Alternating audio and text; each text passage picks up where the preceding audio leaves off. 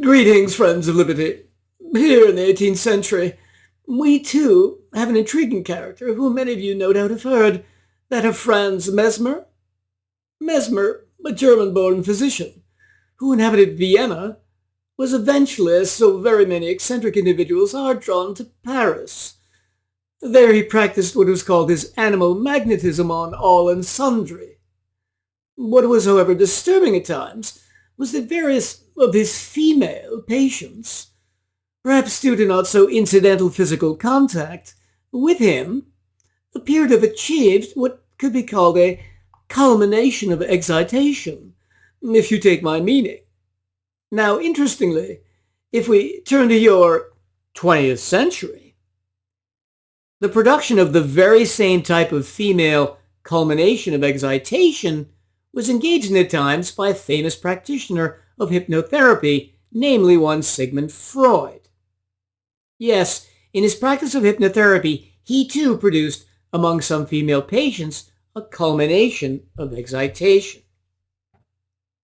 Now, given that you increasingly live in an age of ideologies and sometimes pseudosciences, we review today a book so extraordinary that for anyone interested in psychology, psychohistories and biographies, the intellectual history of the 20th century, and the nature and practice of self-deception, one would be hard-pressed to find its superior.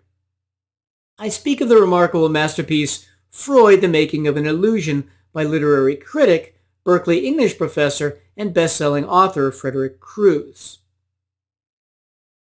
an early proponent of psychoanalysis and since a long-time critic, has also written Out of My System, Psychoanalysis, Ideology, and Critical Method, and The Memory Wars, Freud's Legacy, In Dispute, a history of the American therapeutic disaster known as recovered memory therapy. Ironically, this book functions as one of the best actual psychoanalyses of Sigmund Freud ever done. It was the analysis that Freud, entangled in his own lies and misconceptions, could, despite over a half-century of theorizing and introspection, never offer himself. In this review, given that I'm persuaded of the accuracy of Crews's narrative and conclusions, I'll focus on two themes: the course of Freud's life and his deceptions and self-deceptions as he practiced them and as they relate to the development of psychoanalysis. Freud is born in 1856 in Freiburg, Moravia, which is now part of Czechoslovakia, his family soon moving to Vienna in 1860. As many famous men are, he was a firstborn of a family of 7, which meant that sometimes when his parents went on vacation, they would occasionally leave him behind in Vienna to take care of some of his younger sisters, with what consequence we shall see. Freud's feelings of social acceptability and status, sometimes precarious for a Jew living in Europe, may have been affected by the conviction of his uncle Joseph Freud for fraud when he was 9. Being an early reader and outstanding student, Freud quickly mastered not only German, but Greek, Latin, and French, which eventually facilitated the rhetorical brilliance and sheer verbal cunning with which he impressed and sometimes deceived others. At the University of Vienna, entering in 1873, he studied medicine and then neurology. As became habitual, Freud later misrepresented his university experience to his own advantage, saying, "I found that I was expected to feel myself inferior and an alien because I was a Jew. I refused absolutely to do the first of these things." But Crews reveals that at this time, this bears only an oblique relation to the truth. The reality was that Jews were found in significant numbers in Viennese unis, as they already made up 21% of the university's students, and most of them who were enrolled in 1873 appear to have felt at home there. Contrary to what Freud implied, he could have joined a fraternity in either of his first 2 years, and did join a reading group called the Leseverein. In neuroanatomy, he achieved an actual record of accomplishment. Between 1877 and 1900, Freud published 6 extensive monographs, 40 articles, and an enormous number of reviews earning a degree of professional respect, although never crucially testing any of his hypotheses. Numbers and equations left him cold, and he often got details wrong or contradicted himself about them in the course of a paper. Although Freud became an MD in 1881, the problem was that, as Freud said, neither at that time nor indeed in my later life did I feel any particular predilection for the career of a doctor. His financial situation worsened when he became engaged to Martha Bernays in 1882. To attain a regular source of income, he then decided nonetheless to try to force himself to become a private physician and enter Vienna's General Hospital as a rotating resident, trying out specialties. Unfortunately, Freud quickly, as Kruse says, in general medicine, was reminded of his repugnance for diseased people, and in nasolaryngology, couldn't handle the instruments employed without portraying his lifelong clumsiness. So in a fateful decision for the rest of humanity, he headed over to the psych ward instead. There, too, Dr. Albrecht Hirschmuller, studying case summaries that Freud prepared, found them to be perfunctory and full of careless errors. If we pause momentarily to consider his views of the fair sex, we find him believing in their ready susceptibility to seduction, thanks to their lack of any inherent ethical standards and to their educationally programmed ineptitude for life's serious tasks. In addition, he thought that one should abstain from offering flattery to creatures who are unstable, incapable of grasping their own unimportance, and whom nature is inclined to be vain. Nonetheless, one would have to judge Martha and Sigmund when they started their engagement as happy. As Kruse says, when Sigmund and Martha were apart, they corresponded at a rate that would put an epistolary novelist to shame. This correspondence is known as Freud's bridal letters, which, from 1882 to 1886, offer a deep insight into his character and many of his relationships and controversies. Freud throughout his life lusted for money and fame, and during the first year of his engagement had the idea, given his long experience in the lab, to try to make a superior nerve tissue stain using gold chloride, which worked well sometimes but not reliably or consistently. But did that prevent Freud from claiming that failures of unknown cause, which in other procedures give histologists cause for complaint, can be ruled out in the present method? No. As Kruse says, Freud's bravado in these sentences was so ominous as it was precipitous. Here we already observe a penchant for indulging in boosterism. His next foray into boosterism, of course, was famous, touting cocaine as a cure-all for numerous psychological and medical ailments, among them alcoholism, morphine addiction, indigestion, and possibly diabetes. Freud himself used it in order to cope with low moods, stomach upsets, headaches, lethargy, exhaustion, neuralgia, and sciatica, and to enhance sexual desire. Given that Freud deceived himself about the value of cocaine, and given that he hoped that his novel claims would bring him European fame and fortune, number one, in his professional paper on coca, he simply inserted a bibliography from another paper, implying thereby that he had read those sources when he hadn't, and also implying that he had done experiments which he hadn't. Number two, he contributed to the worsening physical and mental state of his friend Ernst Fleischl, his academic and scientific mentor at the University of Vienna, by giving him cocaine to wean him from morphine, which simply made him doubly addicted. Number three, Freud subsequently lied about this case, claiming that hospitalization was never needed. Number four, because he hadn't properly tested cocaine and seen how addictive it was, and because more and more doctors started becoming addicted, resentment was sometimes aimed directly at Freud, identified as the chief proponent of that false remedy. Number five, when challenged about cocaine by Professor Erlenmeyer in 2 papers, Freud responded with his own paper. As Kruse says, For sheer misrepresentation of his own published statements, and for gambling on his readers' inability to remember what he had written, the anti-Erlenmeyer passage has no peer. He was disavowing no fewer than 5 emphatic assertions, oral and published, that he had made within a single recent year. Number 6 is his rich friend Fleischl was subject to insomnia, hallucinations, inability to eat, personality changes, and horrific wasting as he lapsed into invalidism and died in 1891. Freud tried to borrow money from him, as he confessed in one of his bridal letters, saying to his fiancée, "If he does lend me the money, he may no longer be here when we need to think about paying it back."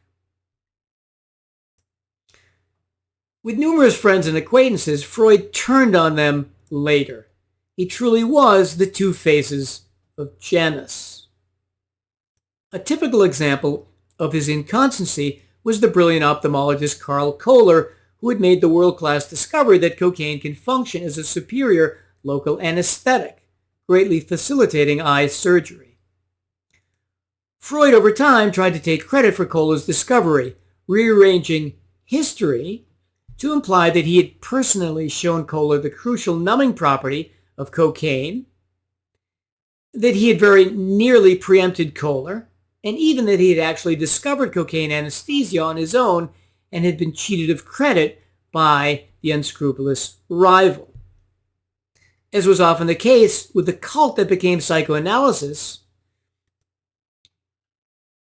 the psychoanalytic community were capable of deception just as easily. As Kruse says, by the 1970s, the received view in Freudian circles was that the rascal Kohler had snatched from Freud an honor that the latter had been too high-minded and too bent on more important issues to bother claiming for himself.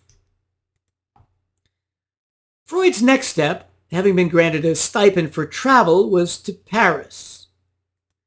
Given Freud's cocaine difficulties, as one scholar contemplating the escape to Paris observes, it was a good time for him to get out of town.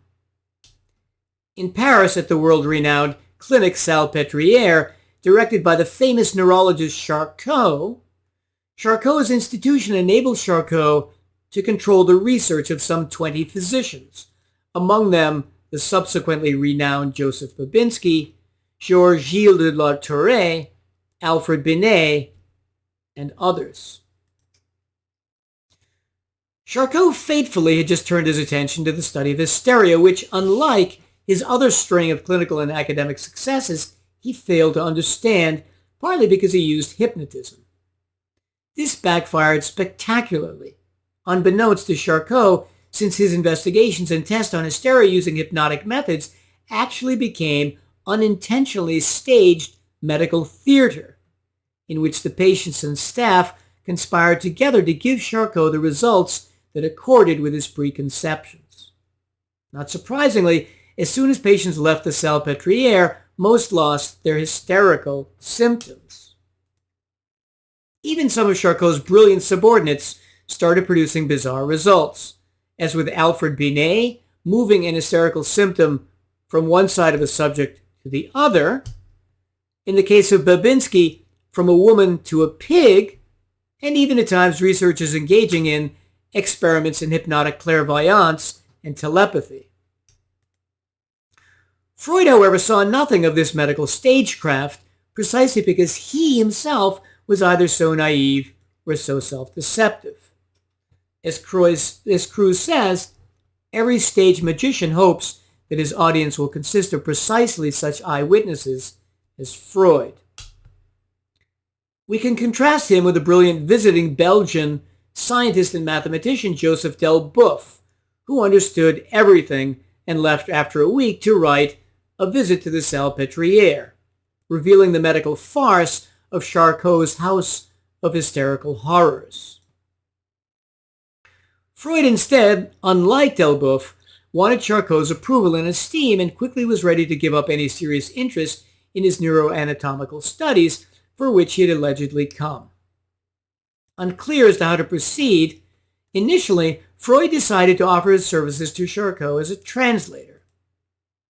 Here Freud in the Bridal Letters was again lying when he claimed that he had been neglected until he became Charcot's translator. The reality was he had been offered lab space, and Charcot himself had procured diseased tissue for him to dissect and analyze. Returning eventually from Paris to Vienna after having absorbed Charcot's hysterical and hypnotic fallacies, Freud prepared to accept an offer as head of a planned neurological department in Max Kasowitz's Public Institute for Children's Diseases. But first, he had to make a public report to those who had financed his trip to Paris. As Kruse says, the event, first scheduled for June 4th, but then postponed until October 15th, proved to be a humiliation and a watershed in Freud's life. And the conclusion of the assembled multitude was that Freud had proffered no original research and had wasted his betters' time.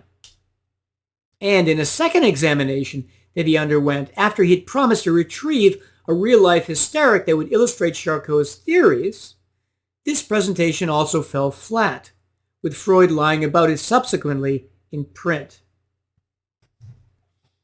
Given Freud's usual dislike of disagreement, his need for social approval, and his willingness to turn on colleagues, he came to hate one of the scientists who had challenged him in his first examination, Theodor Meinert. As Kruse says, because Meinert had openly disapproved of his surrender to Charcot and hypnotism, Freud believed that his former mentor was out to destroy his career.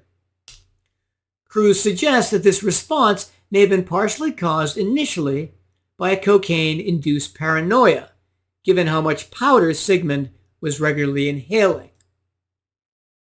Freud, however, perhaps because of the rough treatment received in these two examinations, at least to a degree, soon changed his belief, realizing belatedly that Charcot was not infallible. And now being engaged to translate the French paper of a psychological rival of Charcot, Hippolyte Bernheim, Freud found himself in a box. If he were to publish an article disavowing Charcot's doctrine, he would have to explain why he had previously believed it. The only reason had been hero worship. Moreover, readers would want to know about the objectively documented cases of Freud's own that warranted his change of opinion. But his therapeutic record, as we will find, was a blank. Freud's solution? When he produced the translation of Charcot, of praising Charcot in the preface, but criticizing him in the footnotes. Very sly. Freud appears to have realized that he couldn't uncouple himself from Charcot through the same means he had applied to Bernheim, translating one of the authorities' books while disputing some of its tenets through subversive annotation. And how did Charcot respond?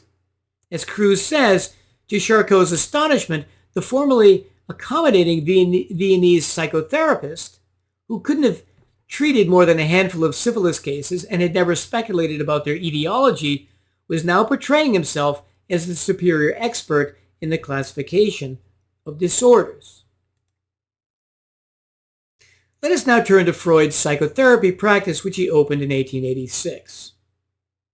Given his habit of living above his means, he had a great appreciation for the very extended application of the useless procedure of electrotherapy, which harmlessly coursed a gentle current through various parts of the body to impart an alleged healing or vitalizing effect. At some point he gave it up, although still apparently believing it effective in 1892. As Kruse concludes, the burden of evidence suggests that he retained an indolent trust in electrotherapy until his patient's dissatisfaction, aroused by public controversy, became a problem for him. Then he gave electrotherapy up, but not on the therapeutic merits. His love of money also extended to an active dislike for treating the poor. As Kruse says, when visiting a poor old woman and climbing her stairs, Freud related, since I had to clear my throat, I spat on the stairs instead of spitting into my handkerchief like a well-brought-up man. But it was out of contempt for the poor house, for the poor people who were my only patients at that time.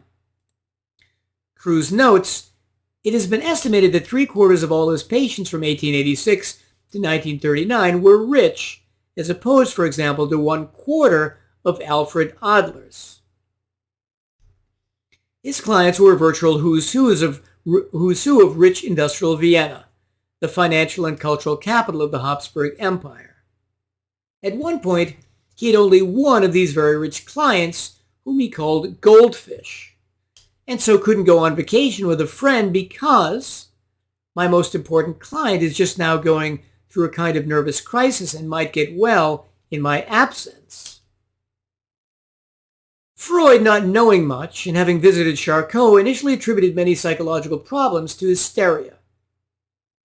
And even when a given patient was subsequently shown to be harboring an organic disease, Freud still maintained that hysteria was part of the clinical picture.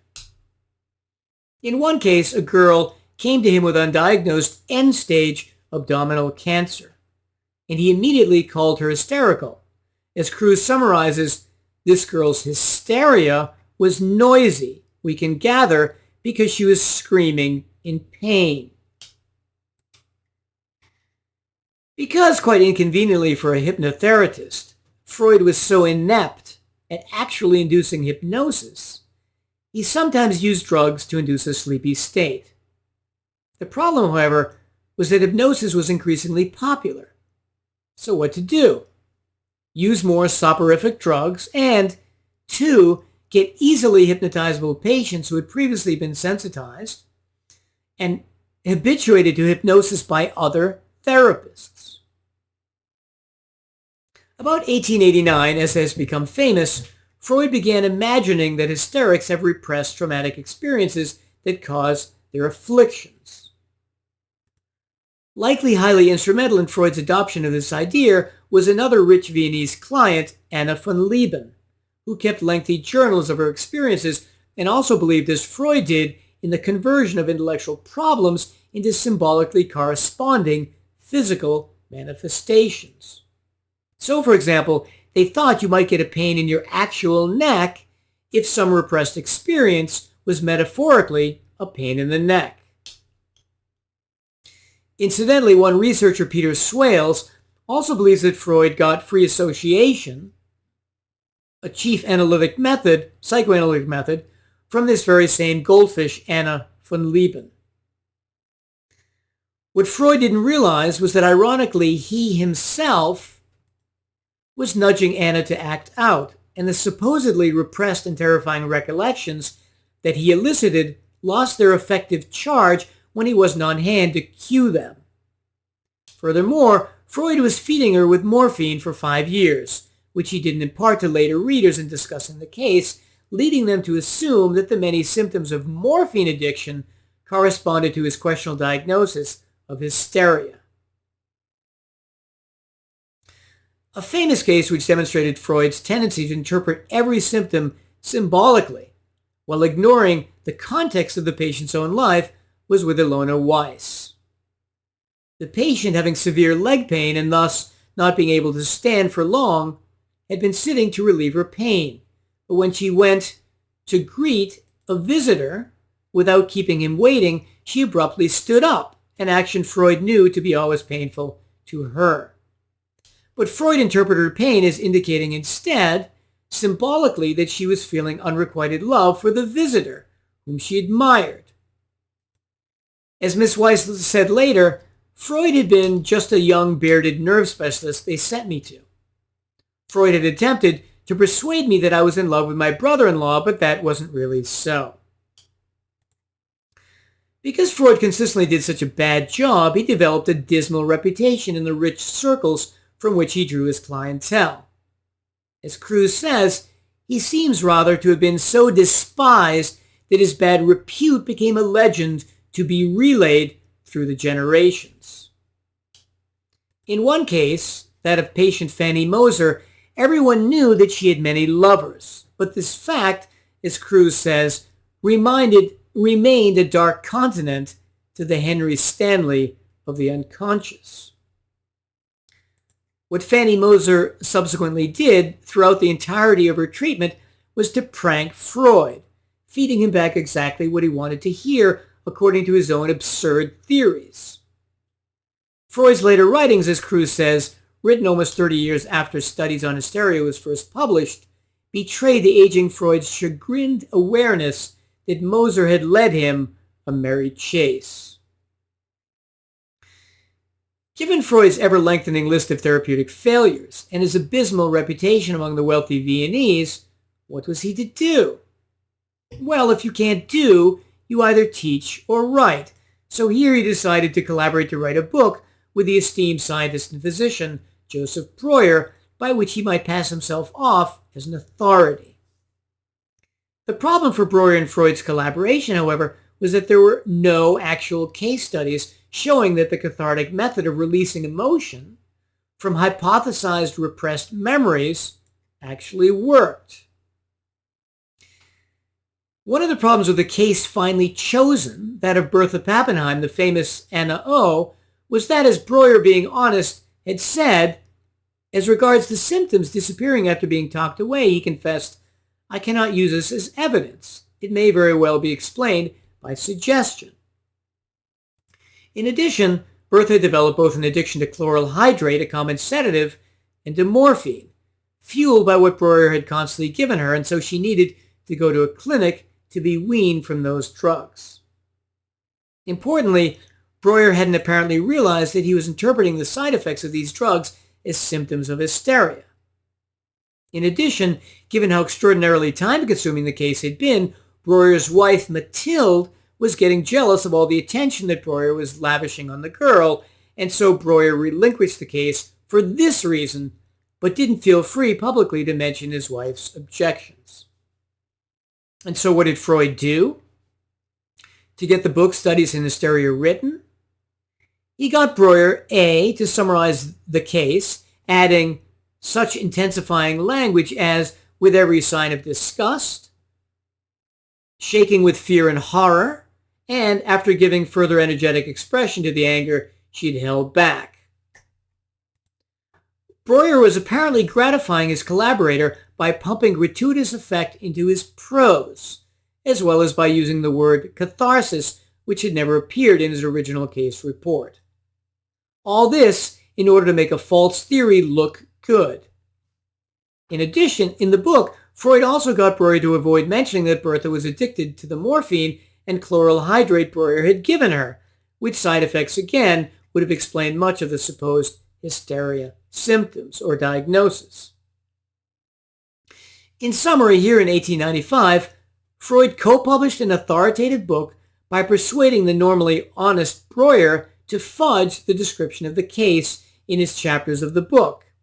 Even worse, later on in 1914, in order to inject an imaginary sexuality into the case, as required by his faulty theory of hysteria, Freud spread the lie that Breuer had been unaware of Bertha's having a fictitious attraction to him. Then, when he had found out, he had abruptly discontinued her treatment, leaving her transference feelings to her therapist untreated. Unfortunately, Breuer couldn't respond to this falsehood publicly because he had actually left abruptly, but, as I just mentioned, for the entirely different reason that his wife had been jealous of the amount of time he had given the case. And Freud knew this, since his wife, Martha, was friends with Bertha. So the innocent Breuer had to hold his tongue and let Freud's lie stand. And the Secret Committee of Analysts around Freud, that was their actual name, spread this lie among Freudians everywhere through the years. After publishing this book, Freud seemed to realize that however dim his prospects as a therapist, he might, however, be successful as a writer. And this realization would have been understandable and in keeping with his great attraction to Sherlock Holmes and detective novels, both of which were then much in vogue. As Kruse says, at some point in the early 1890s, he appears to have grasped that his own story told as a serial adventure of the intellect could be made so inviting and intriguing that readers would want to participate in it vicariously. The truth content of one of the tales that Freud told in his studies of hysteria, of Katerina, a young waitress whom he had met at a trailside lodge while hiking in the mountains, was unknown until 1988, when Peter Swales, having performed one of his daring feats of independent scholarship, established Katerina's identity with a high degree of probability, reconstructed her history, and pondered some further liberties Freud may have taken in his story. As Freud's story goes, he struck up a conversation at the lodge with Katerina, who told him she had asthma, and Freud allegedly, in some brief minutes of conversation, diagnosed the case, which according to him was by traumatically overhearing the sounds of sex. Yes, her subsequent wheezing was supposed to be her body expressing her psychological trauma caused by her virginal anxiety of overhearing sex by physically transforming that trauma into approximately the same wheezing sounds. Crews, in scoffing at the presence of virginal anxiety here, in one of his many brilliant satirical passages, comments, "What could a 16-year-old worker at a seasonal lodge, a love nest for both licit and adulterous couples, a home for cats, dogs, goats, and pack animals in heat, a rooming house for experienced waitresses and chambermaids, and a place where unaccompanied men of means approach working-class girls on a daily basis, have possibly known about sex?" Freud also implied in his fable that her father had made a pass at her. But the reality instead, as Peter Swales had discovered, was A, the young woman called Aurelia Kronich, whose parents owned the lodge, never reported having asthma. B, she never had bad relations with her father, who, C, however, had successfully seduced many women, which D was well known in the whole neighborhood, constituting a local scandal, and thus something that Freud would have learned incidentally and not something that he had to deduce like an Austrian Hercule Poirot. The great likelihood is that Aurelia may have felt guilty at having reported one of her father's affairs to her mother, which unfortunately resulted in the family breakup that spring. So as usual, Freud had sexualized the story, invented details, to make himself look like a psychotherapeutic Sherlock, for the purpose of making his faulty theory of sexual genesis of hysterical symptoms sound plausible. As Cruz concludes, in the present instance, thanks to Swales' research, the imposture has been exposed for anyone to perceive. With some people like his colleague Wilhelm Fliess, to whom Freud was romantically attracted and wrote numerous letters, the self-deception that he normally practiced could be dropped. In the Fliess correspondence, which, like the bridal letters, are enormously valuable in their depth of detail and unguardedness, Freud famously wrote, "I am actually not at all a man of science, not an observer, not an experimenter, not a thinker. I am by temperament nothing but a conquistador, an adventurer if you want to translate it with all the curiosity, daring, and tenacity characteristic of a man of this sort." Yes, this was a moment of honesty, an instance where the habitual hypocrite and intellectual poseur could relax in his openness to a confidant. Freud's hatred of being shown wrong, of his theoretical idiocies being revealed, which would threaten his own pseudo-self-esteem and his self-deception, manifested themselves in the astonishing case of Emma Eckstein. Eckstein had previously suffered under Freud's treatment when he referred her to his bosom buddy Fliess, who would remove part of her inner nose on the fantastical theory that it would reduce her frequency of masturbation and dysmenorrhea. Fliess, however, left gauze in her nose after the operation, which almost killed her before it was discovered. Now in 1910, Eckstein, having returned again to Freud's couch, the abdominal pains which Freud as usual had for over a decade explained to her as allegedly caused by her hysterical conversion symptoms, had finally been eliminated instead by a surgeon who had simply discovered and drained her uterine abscesses. What Freud's response to his decade-long misdiagnosis, which caused her enormous pain, when her surgeon confronted him? As her surgeon reported, "I saw that the abscesses still persisted, or that a fresh abscess had formed on the side of the incision. I made a new incision and at one stroke freed the patient of her pains. When I later told this to the master of his home, he blew up. With biting scorn, he asked me whether I actually believed that hysterical pain could be cured by the knife. Quaking, I objected that an obvious abscess must be treated. Despite the fact that the patient was cured of all complaints, Dr. Freud became so unfriendly to me that I was obliged to break off the discussion and leave him. This is Freud. As he said to Fliess in his own words, "I am not a man of science, but an adventurer." But who paid for his adventures? Freud's fraudulence also manifested itself in his famous molestation theory, which lived on in the 1980s and 1990s, causing untold harm by tearing apart thousands of families throughout America, with innocent fathers and others being accused of pedophilia by their therapeutically brainwashed daughters. The theory originated by Freud held that all hysteria is caused by unconscious memories. When Freud attempted in 1896 to defend this theory in public, in an examination redolent of his two previous failures after returning from Charcot in Paris, he claimed that his theory was drawn from his therapeutic experience with 18 cases.